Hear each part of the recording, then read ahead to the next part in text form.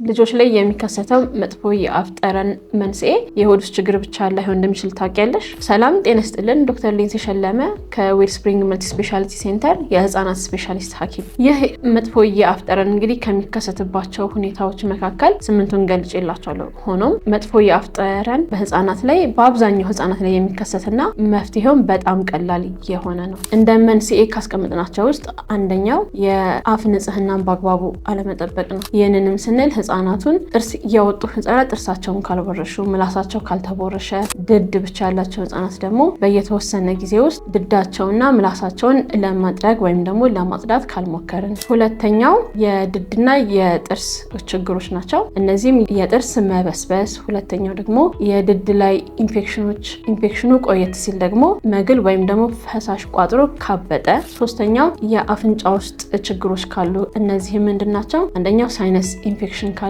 ሁለተኛው እድሜያቸው በተለይም ከ1 ዓመት እስከ 4 ዓመት ያሉ ህፃናት በአፍንጫቸው ውስጥ ባዕድ ነገር መጨመር አንዱ የእድገታቸው አካል ስለሆነ ባዕድ ነገር ጨምረው ካልታየላቸው፣ ሌላኛው ደግሞ ቶንሲል የአፍንጫ ቶንሲል አብጦ ከተገኘ እነዚህ የአፍ ጠረንን የመቀየር ወይም ደግሞ መጥፎ የማድረግ አቅም አላቸው። አራተኛ ህፃናቱ የሚተነፍሱት በአፋቸው ከሆነ ይህም ምን ያመጣል? ህፃናቱ በአፋቸው ሲተነፍሱ መድረቅ ስለሚኖር የአፋቸው መድረቅ ወይም ደግሞ ምራቅ አለመኖር ደግሞ የአፍ ጠረንን የመቀየር አቅም አለው። ቀደም ሲል 4ቱን መንስኤዎች ጠቅሼላችኋለሁ። በቀጣዩ ቪዲዮ ደግሞ ቀሪውን 4ቱን ገልጽላችኋለሁ።